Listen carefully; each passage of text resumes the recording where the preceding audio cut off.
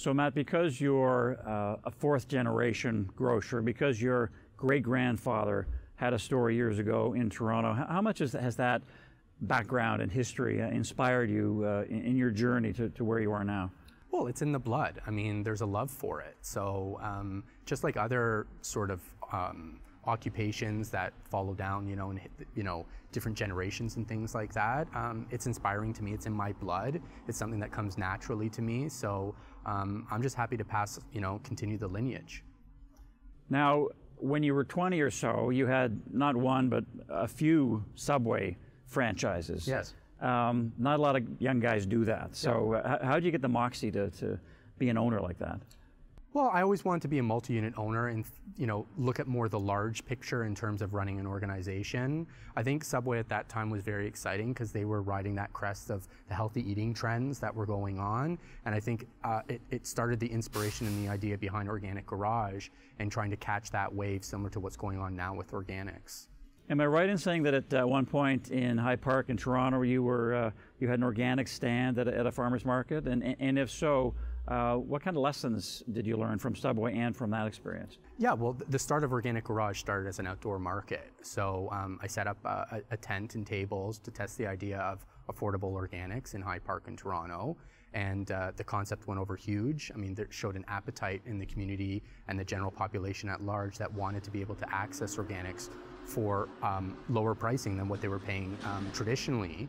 And it helped start, where Organic Garage is today. So then how did the evolution come along after that? Well, the natural evolution was to find a bricks and mortar location. So it's really a tent to bricks and mortar kind of story. We were lucky to come across a location in Oakville, but we always wanted to get into bricks and mortar once the concept was proven. Now you talk a lot about your four differentiators, your four key pillars. You got brand, experience, product offering, value proposition. Let's focus on brand. I notice a lot of signs around the store. You want to cut through the clutter for customers, be blunt in your messaging. How did that evolve?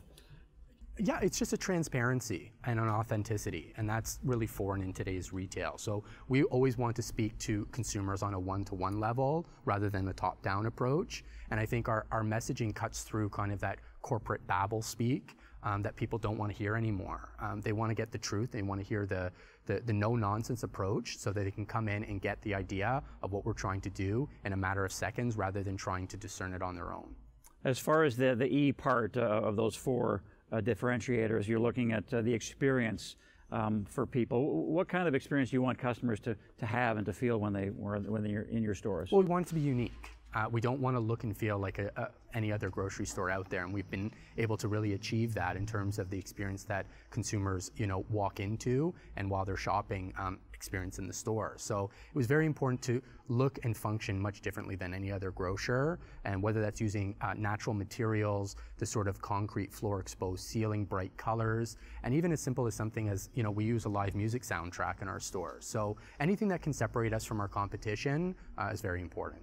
And then with product offerings, you apparently don't want tons and tons of the same type of product. You want the best and the one or two top ones, is that right? Yeah, our focus is always the category leader and then the secondary brand that spends to be like the number one. We find that dominates the majority of the sales. And then what we do is we infill with local or specialty. So I always use rice as an example, where we'll always have a core rice brand. We always have the number 2 rice brand, and then we infill with things like sprouted or flavored rices, and then also any local vendors to help give local vendors exposure in the store. And then Matt, the value proposition, again, a customer going into your store compared to a competitor, what's the experience like? What do they see? What do they find? Well, our goal is always to pass down everyday affordability. So we do that in a number of ways, whether that's through our flyer, which we have every 15 days. We have in-store specials going on. We buy manufacturers' clearance deals. We buy short-coded dated deals. But then just our everyday pricing on the shelf. And we do that by leveraging, our operational infrastructure. We have a centralized warehouse and head office facility that helps centralize the purchasing, where we can buy en masse and pass those savings down to the consumer. And even our operating principles, our simplified labor format, the size of our stores, the low occupancy overhead, anything that we can contribute to passing down those savings to consumers is what we're doing.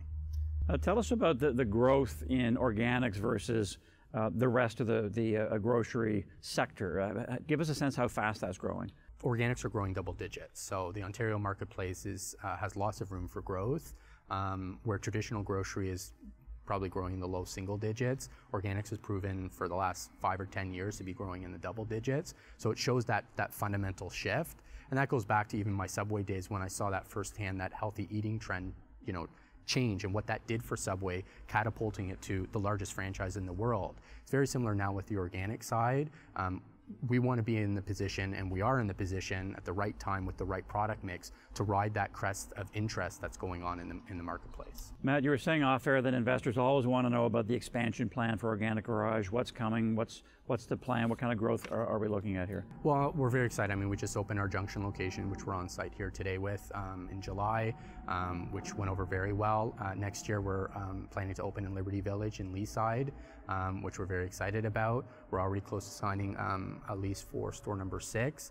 And then the overall prognosis is we anticipate to have between 9 and 12 stores in the Toronto marketplace.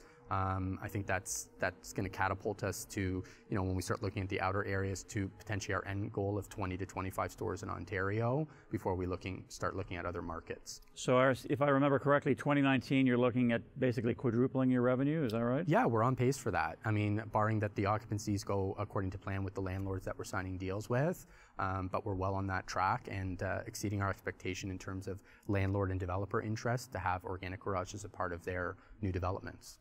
Tied into your growth and tied into organics growth in general is the fact that Amazon made a lot of news the other day, a few weeks ago, buying Whole Foods for nearly $14 billion. So not only are they buying an organics retailer, they're buying at a premium. So what does that say about the sector? Well, I think it's good. I mean, when I speak to our investor base, I mean, Amazon paid close to, if not the highest price ever for a grocery chain, and that grocery chain happened to be in the organic all-natural sector.